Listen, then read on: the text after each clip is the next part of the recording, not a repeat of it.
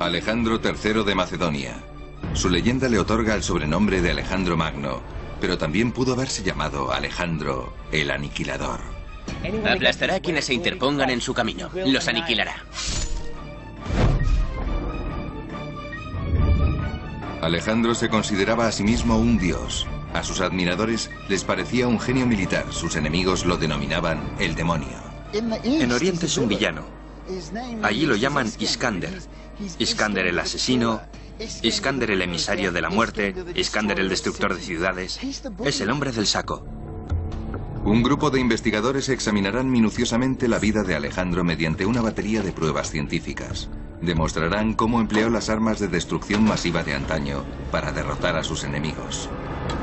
Y un psiquiatra analizará el carácter de Alejandro al objeto de dilucidar lo que le impulsó en su afán por dominar el mundo y lo que le llevó a masacrar a millares de personas. Sabremos si estuvo a la altura del resto de los malos de la historia. Alejandro Magno.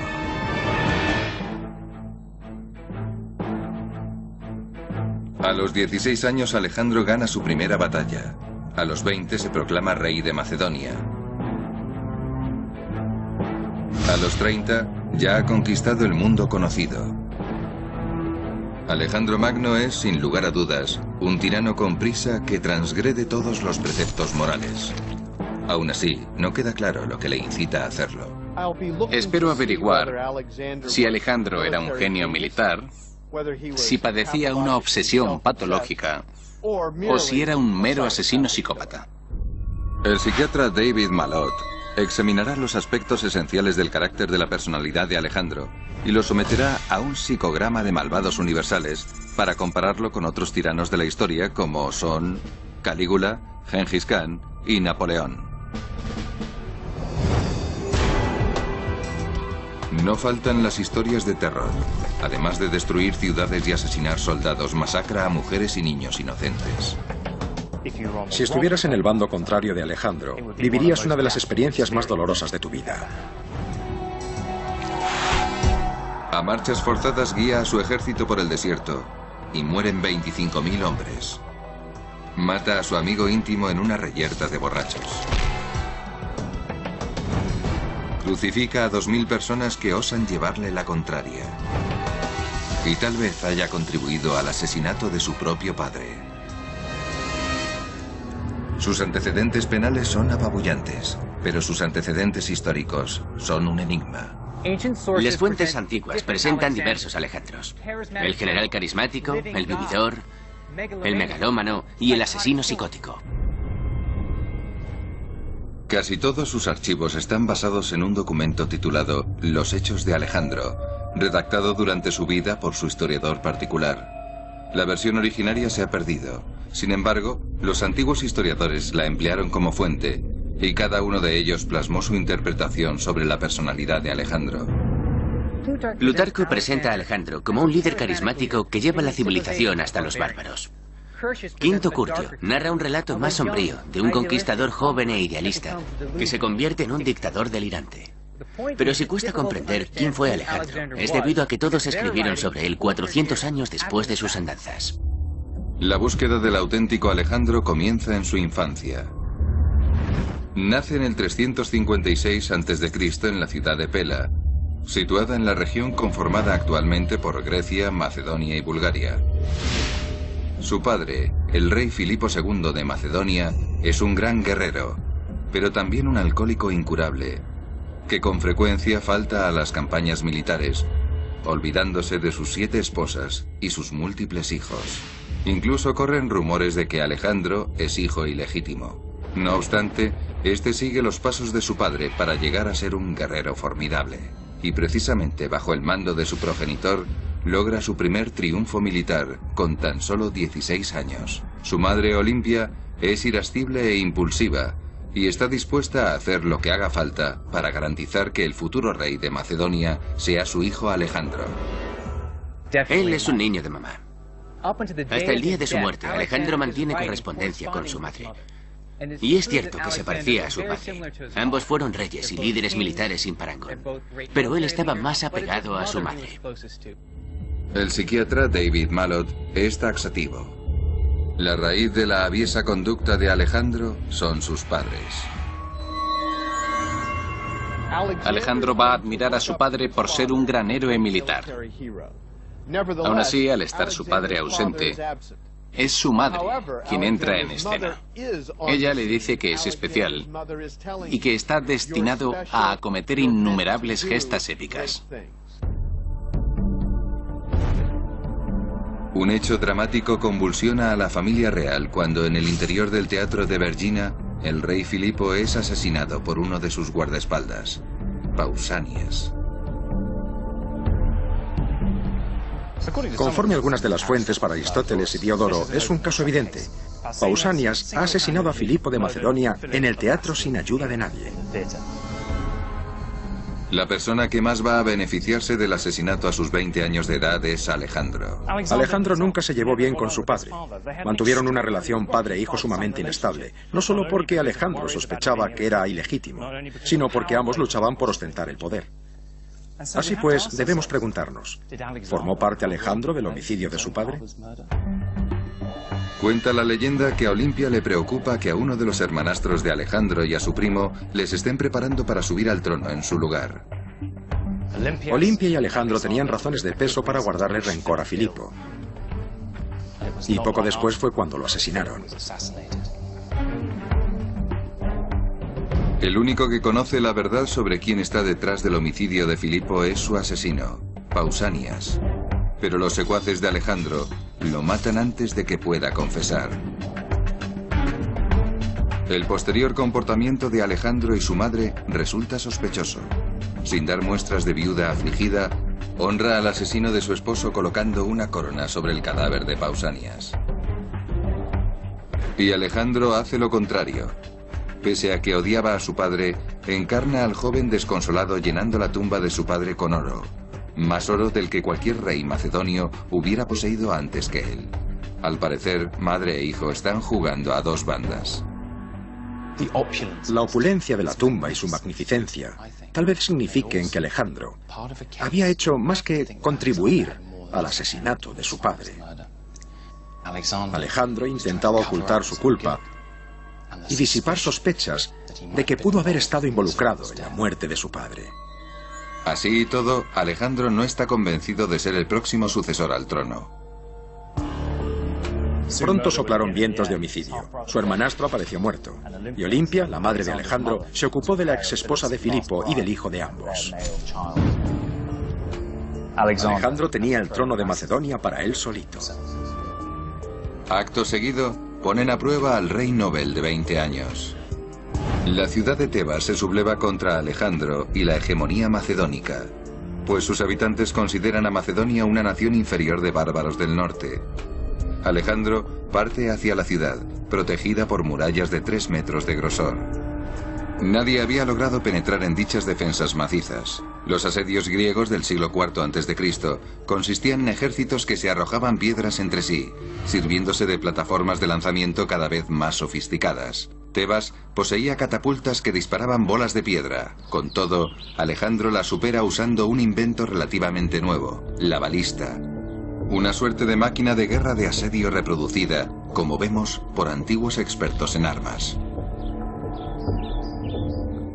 Se trata de un arma con el mecanismo y la forma de una ballesta, salvo que en lugar de un muelle tensor, cuenta con 2 brazos rígidos que no se flexionan y que quedan suspendidos en un manojo de cuerda previamente tensado que se enrolla, lo que acumula cantidad de energía.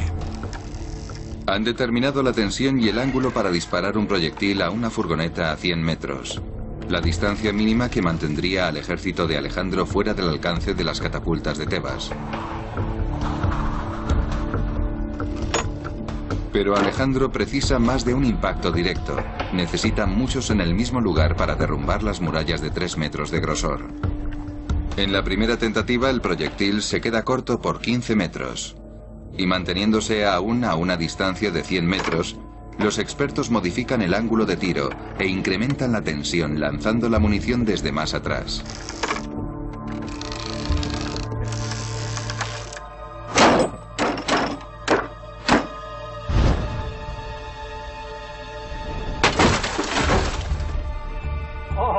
Ha dado en el blanco. Esto prueba que los artilleros de Alejandro probablemente manejaran la balista desde fuera del alcance de las catapultas del enemigo.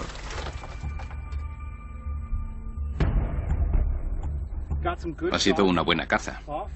Hemos hecho 2 blancos y creo que este ha sido el mejor de todos, lo que demuestra el poder destructivo de la balista por haber abollado este lateral de la furgoneta. Podría causar grandes destrozos. El arma de Alejandro le posibilita atravesar las murallas de Tebas, dejando para siempre desamparadas a las ciudades guarnecidas tras gruesas murallas de piedra. Desde entonces no hubo escapatoria. Nadie estaba a salvo del azote del ejército de Alejandro. En Tebas, más de 6.000 personas son asesinadas. La otrora gran ciudad queda devastada por un joven adolescente. No nos dejemos engañar por su imagen heroica, pues tras su aspecto de niño bueno, Alejandro es como Saddam Hussein. De pronto es tu mejor amigo y al momento te corta la cabeza. Por lo que cuando la ciudad de Tebas se rebela, él no solo la castiga, sino que la destruye. En el fondo está diciendo a las demás ciudades griegas, ojito con contrariarme, y a decir verdad, le da resultado. En Tebas, 30.000 supervivientes, incluidos mujeres y niños, son vendidos como esclavos. Alejandro ha sometido al resto de Grecia a base de amenazas. Jamás volverán a sublevarse contra él, y ahora está resuelto a aterrorizar al mundo conocido. Con tan solo 20 años de edad, Alejandro Magno ha asolado la ciudad rebelde de Tebas y orquesta una campaña militar que ni siquiera su padre hubiera planeado. Está a punto de enfrentarse al poderoso imperio persa. La cabeza de playa para la gran invasión de Alejandro es la ciudad de Troya, escenario de batallas legendarias entre griegos y troyanos. Para Alejandro es un peregrinaje. Él ha crecido mamando las proezas de fabulosos guerreros griegos, entre quienes destaca el superhéroe Aquiles.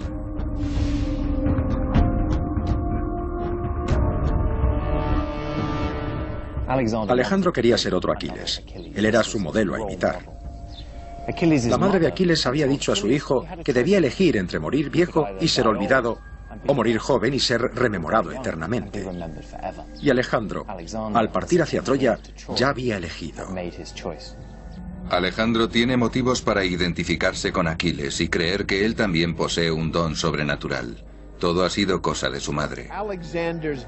La ambiciosa madre de Alejandro le hace sentirse especial y le dice que va a lograr grandes hazañas. De hecho, puede que le dijera que descendía de los dioses, un argumento reafirmado por sus tutores, quienes le otorgan el sobrenombre de Aquiles, el mejor guerrero griego de la historia.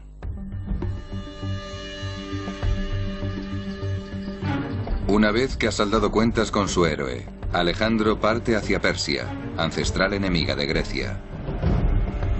Aquí, a orillas del río Gránico, hace frente a las fuerzas del rey Darío III.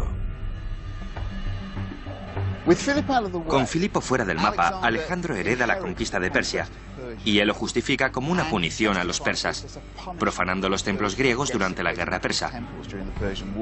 Es una cruzada, por así decirlo, una guerra vindicativa contra un antiguo atentado perpetrado hace más de un siglo. Claro que solo es una excusa. Alejandro marcha sobre Turquía y se topa con un ejército persa destinado a pararle los pies a orillas del río Gránico.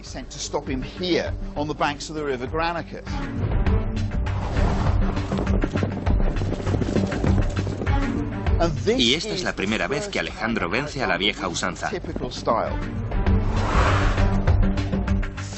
Rodean a 3.000 soldados y los aniquilan. Es una masacre sanguinolenta. 2.000 se rinden, pero Alejandro los vende como esclavos para advertir que nadie le lleve la contraria.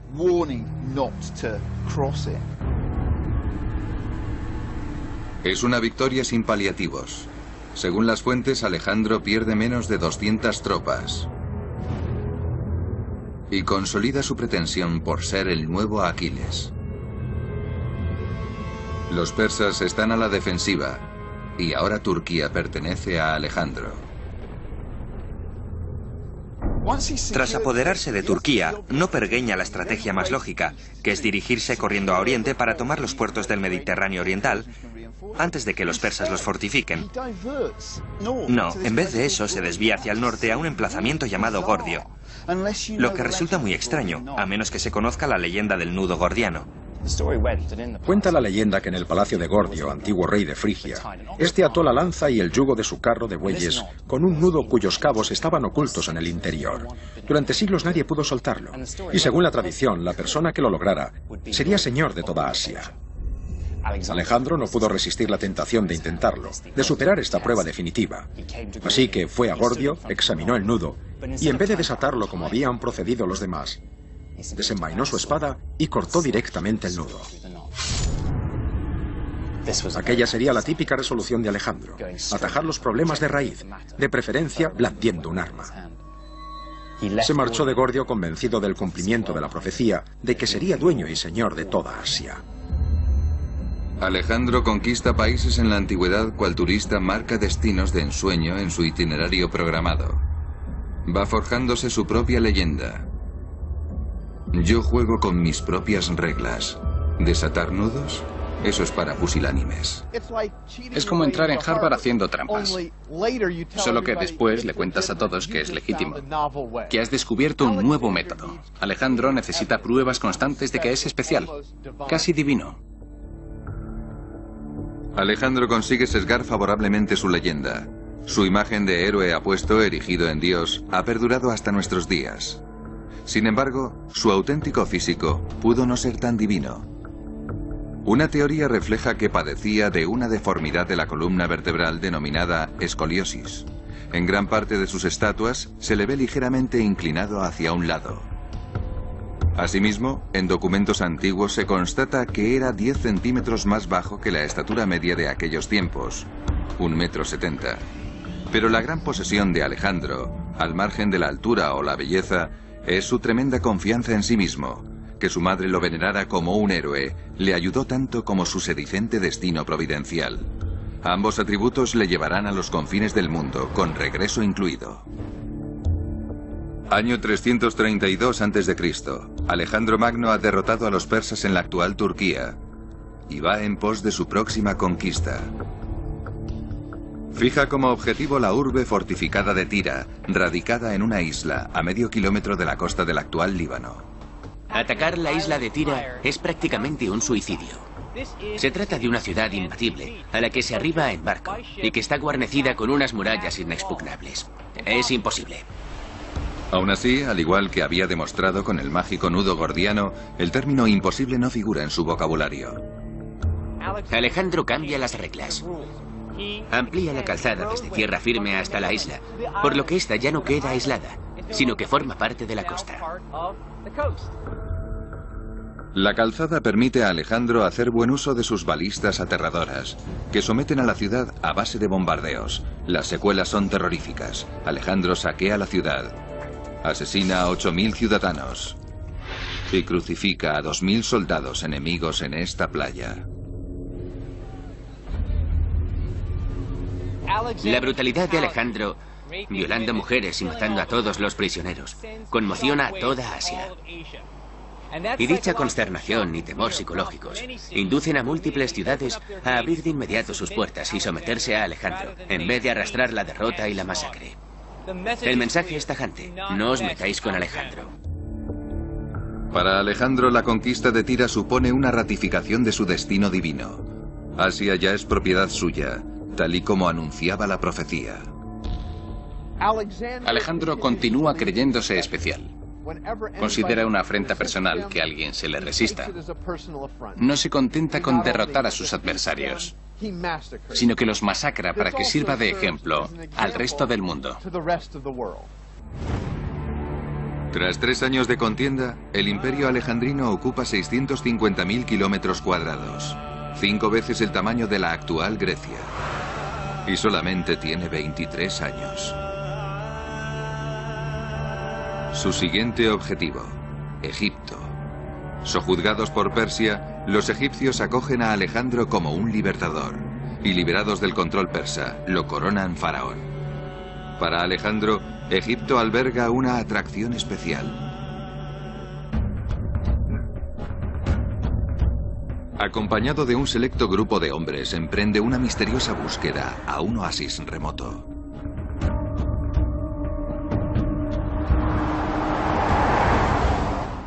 Si Alejandro y sus huestes se quedaban sin agua, estaban perdidos. Tenían que recorrer 1000 kilómetros en pleno desierto. Si se desataba una tormenta de arena, se borrarían las huellas que orientaban incluso a los guías locales. Y Alejandro y sus hombres quedarían atrapados en un mar de arena. Por tanto, hubiera lo que hubiera en el oasis de Siwa, Alejandro debió considerar que merecía la pena correr tal riesgo. Es un lugar sagrado de la lista de quehaceres de Alejandro, el oráculo de Amón, en el oasis de Siwa.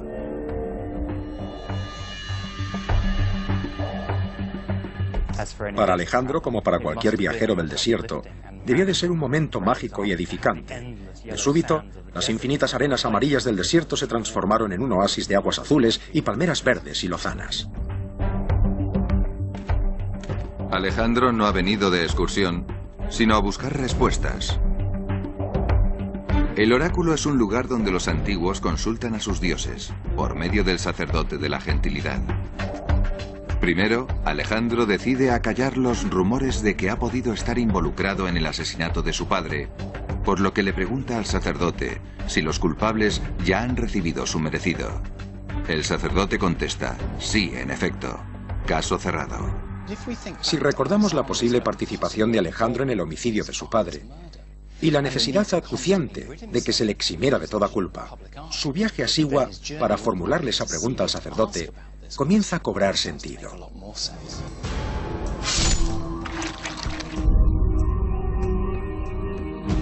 Alejandro reserva otra pregunta para los dioses.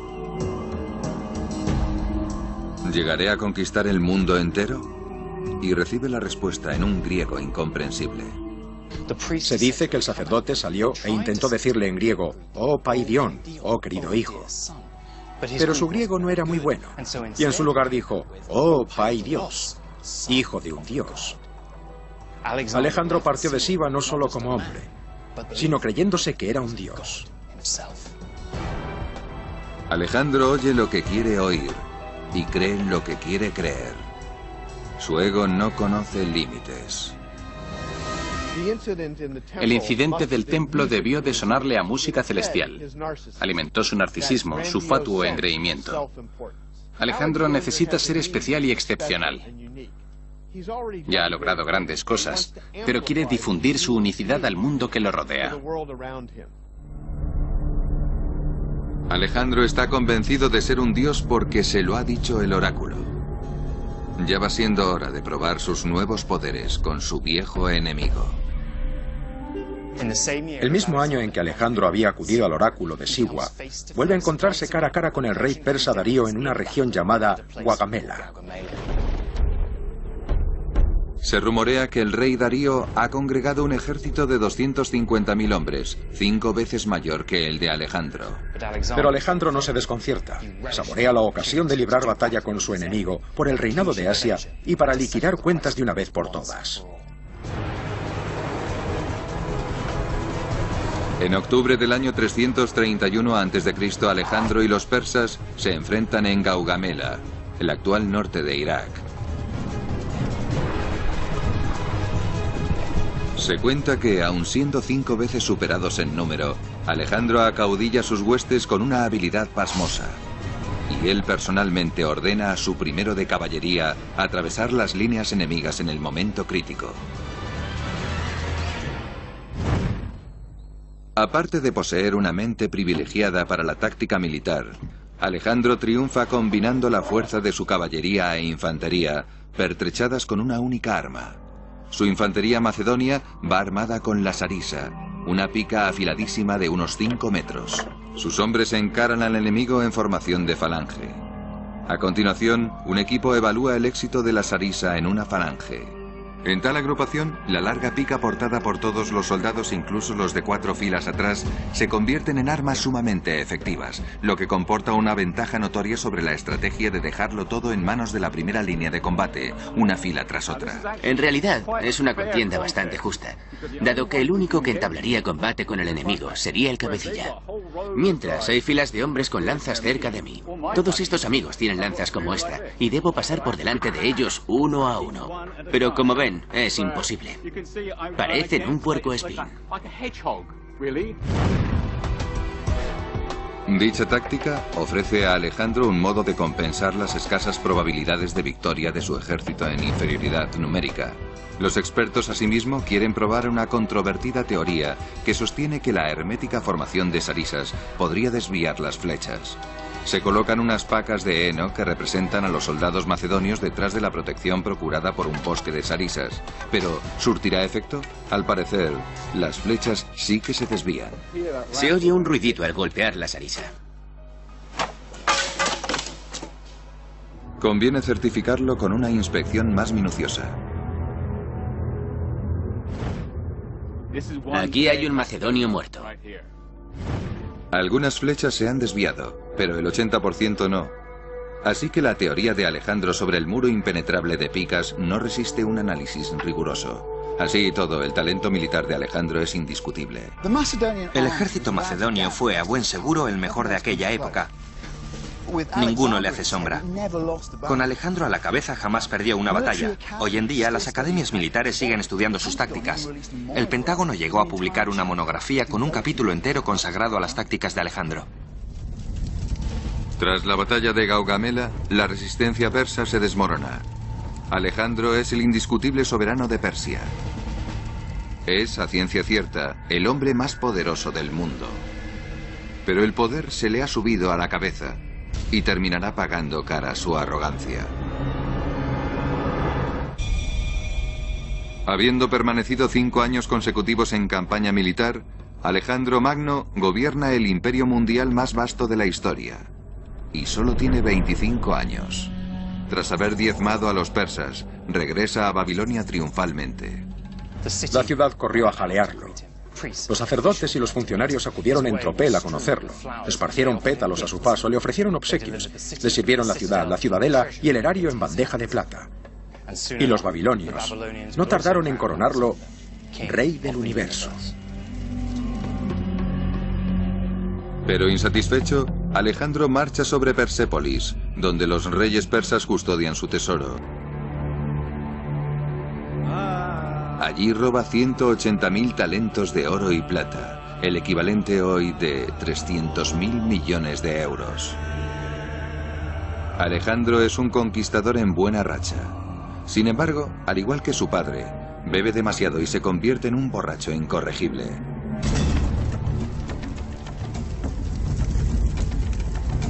Durante una de sus borracheras nocturnas en Persépolis, uno de los griegos grita: «Vamos a incendiar el palacio de Darío». Alejandro, sumido en una euforia etílica, le secunda. Y aquella noche, los soldados griegos prenden fuego al palacio de Persépolis. Alejandro es quien arroja la primera tea, y acto seguido contempla cómo uno de los edificios más emblemáticos de la antigüedad queda reducido a cenizas. Alejandro tenía que regalar algo a sus hombres para celebrar la victoria, y les obsequió con una campaña de venganza contra los persas. Pero pensándolo en frío, mientras las llamas iban devorando Persépolis, Alejandro comenzó a lamentar su arrebato eufórico.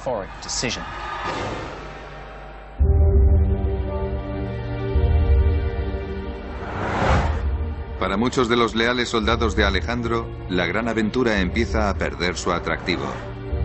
Tras 5 años de liza, están exhaustos y ávidos de reunirse con su familia. Se sienten forasteros en tierra ajena, cercados por las costumbres extranjeras. Y para colmo de males, Alejandro decide adoptar algunas de esas costumbres extranjeras contra la voluntad de sus hombres. Alejandro se pone a reclutar persas para su ejército. Los invita a su corte.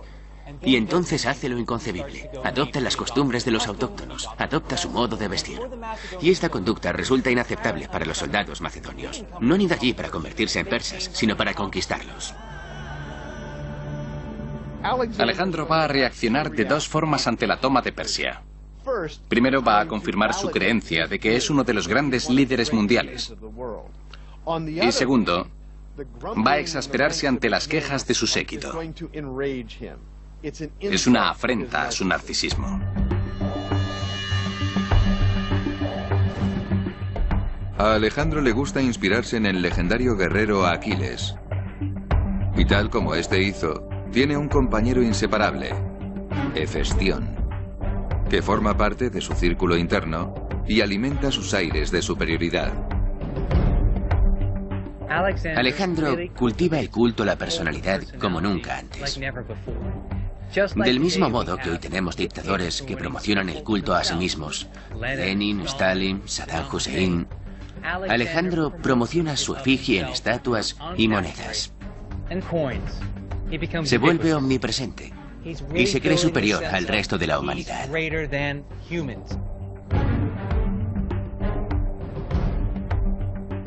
Otra manera en la que Alejandro imprimió su sello autoritario en su imperio fue fundando y bautizando ciudades con su nombre. La más célebre de todas es Alejandría. Es más, Alejandro pudo haber bautizado no solo una ciudad, sino hasta 57 ciudades con su nombre, y con el de su caballo, y con el de su perro, a saber. De lo que se colige una conducta similar a la que mostraban los dictadores europeos durante el siglo XX. Esto subraya la necesidad y el deseo imperioso de dejar su impronta autoritaria en su entorno. Él creía en sí mismo y anhelaba estampar su leyenda en la historia universal. Y el método para pasar a la historia consiste en ganar batallas y expandir su imperio. Por más que las tropas quieran retornar a casa, Alejandro no se lo consiente. Necesita saciar constantemente su sed de fama y gloria. Alejandro quiere conquistar el mundo porque necesita sentirse especial, la persona más poderosa del mundo. Está tan ajeno a lo que le rodea que se desposa con una mujer persa, inconsciente de lo mucho que su matrimonio ultraja a sus soldados. Al contraer matrimonio, una princesa persa representa un gran privilegio para los persas, pero indigna a las tropas. Su adalid está mancillando su reputación con los macedonios. Por si fuera poco, Alejandro ordena a sus hombres, estando él siempre presente, efectuar la prosquinesis, el acto de postrarse en señal de obediencia, considerado por los griegos un honor reservado exclusivamente para los dioses. Si Alejandro se ha hecho eco del descontento imperante, no muestra indicios de preocupación. Se avecina una trama de asesinato. Un hombre llamado Filotas y su padre Parmenio fueron acusados de intentar asesinar a Alejandro. Era un cargo grave, pero Alejandro se lo tomó muy en serio, porque no ha mucho que Filotas le había echado en cara que todo su éxito en campañas militares no se debía a su propio genio, sino al de Parmenio, el padre de Filotas. Dicha ofensa contra la capacidad y el éxito de Alejandro tal vez fue lo que propició que se tomara tan a pecho esta teoría de la conspiración. Alejandro decide atajar este pequeño problema de raíz. No esperó a que se celebrara un juicio, sino que mandó a unos esbirros que asesinaran a Filotas y Parmenio.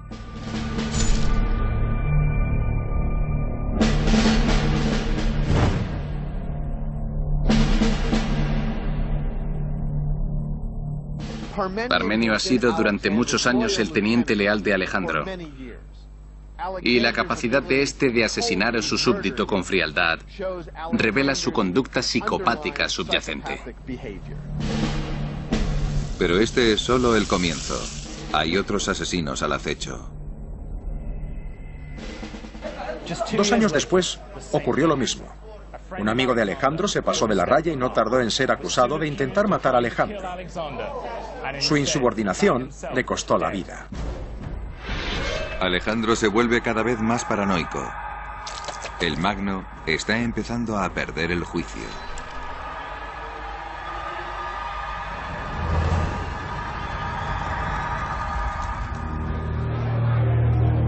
Alejandro se da a la bebida, de nuevo, con consecuencias devastadoras. En otra juerga con su séquito, Alejandro desvía la conversación hacia su padre Filipo. Se lamenta de que éste jamás reconoció sus méritos. Clito, uno de los generales de Alejandro, interviene y le reprocha. Tú has repudiado a tu padre. Dices que eres hijo de un dios. Filipo era mejor general de lo que tú jamás llegarás a ser. Enrabietado, Alejandro coge una lanza y se abalanza contra Clito, matándolo en el acto. De acuerdo con las fuentes, a Alejandro le remuerde la conciencia. Intenta suicidarse con una lanza y tienen que inmovilizarlo. Clito era uno de los amigos más íntimos de Alejandro. Tener intención de suicidarse y recluirse 3 días en su tienda pudo haber sido una brillante puesta en escena para satisfacer a las tropas. Pero no parece que fuera algo impostado. Alejandro estaba arrepentido de veras.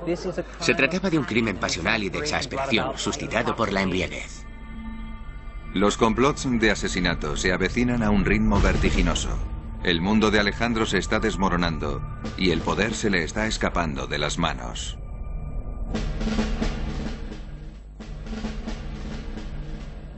Las cosas se complican para Alejandro.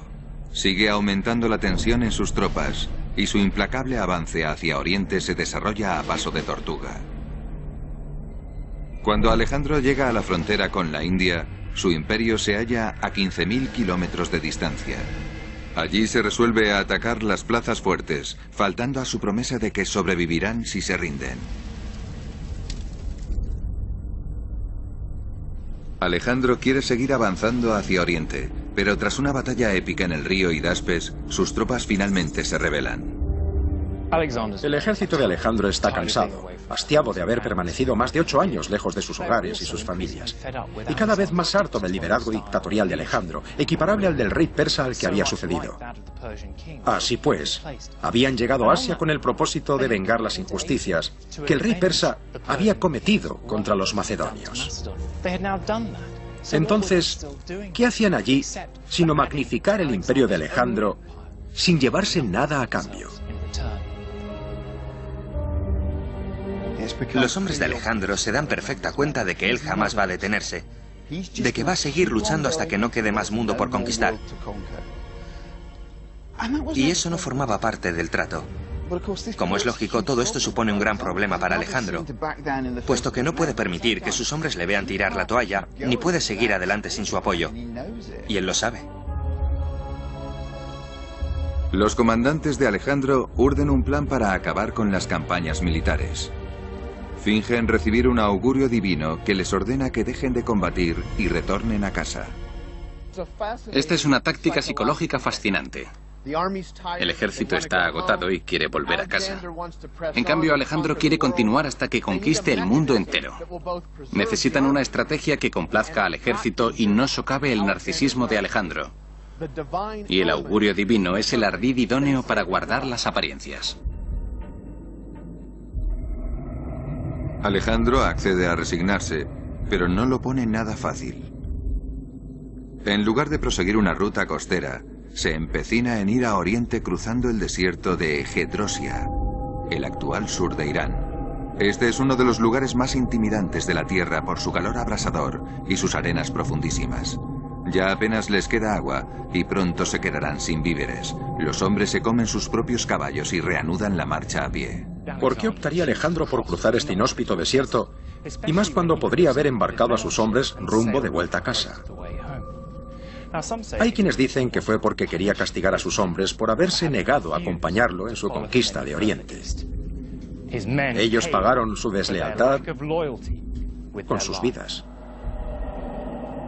25.000 hombres, más de 3/4 partes de la fuerza de Alejandro perecen en el desierto. Cuando él regresa a Persia, es un legislador mucho más despiadado. Acusa a algunos gobernadores de cometer crímenes en su ausencia y manda ejecutarlos. La misma suerte corre una tropa de soldados amotinados. Y cuando su íntimo amigo Hefestión fallece de fiebre en el 324 a.C., Alejandro ataca en todas direcciones, culpando a inocentes por la muerte de su amigo. El médico que no pudo salvarle la vida a Hefestión es ejecutado por orden de Alejandro. Los jóvenes de la región son asesinados brutalmente, y Hefestión es venerado como héroe. Dichos acontecimientos retratan a Alejandro como un hombre que se ha extralimitado más de lo que estipulan las leyes griegas, tocante a sus relaciones sociales y su esperado comportamiento como rey. Alejandro nunca se recupera de la muerte de su amigo. En Babilonia, ahoga sus penas en alcohol por última vez.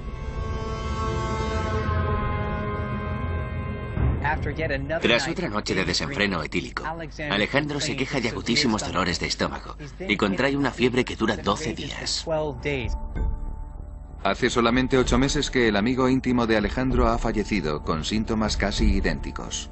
Según el historiador Arriano, Alejandro va perdiendo paulatinamente la movilidad de las piernas y tiene que guardar cama. Posteriormente pierde la movilidad de los brazos y el habla. Síntomas que apuntan a lo que los médicos diagnostican como parálisis ascendentes. A pocos días de su 33º cumpleaños, en el 323 a.C., el mayor conquistador jamás conocido muere.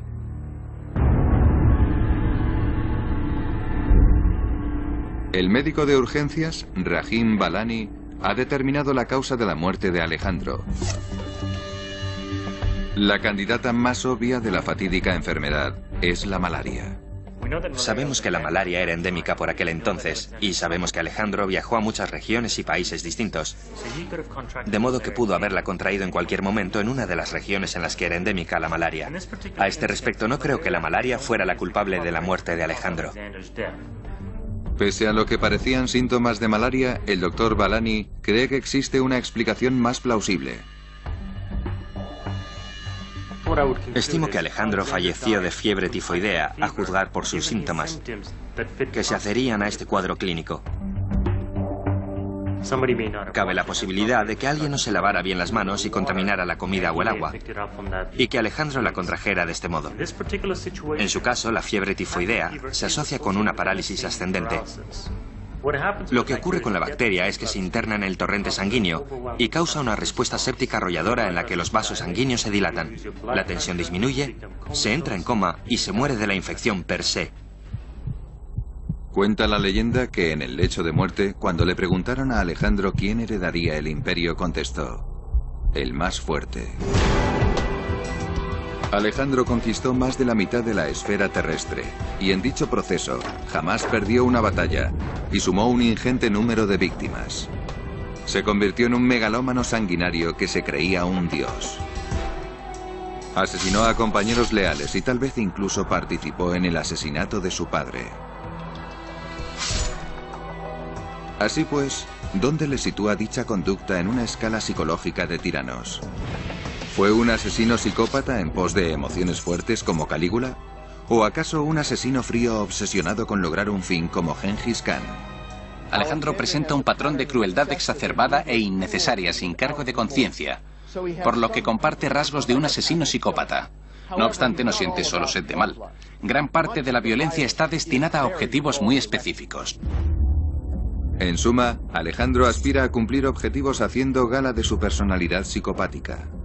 Y existe otro factor clave: su narcisismo.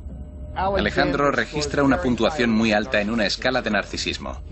Su necesidad de sentirse especial, de que el mundo sepa que es especial, de estar conectado a los dioses, evidencian que es un narcisista. ¿Y qué figura histórica comparte similares rasgos de personalidad con Alejandro? Me recuerda a Napoleón, el comandante militar. Ambos persiguen objetivos propios. Ambos desean conquistar el mundo.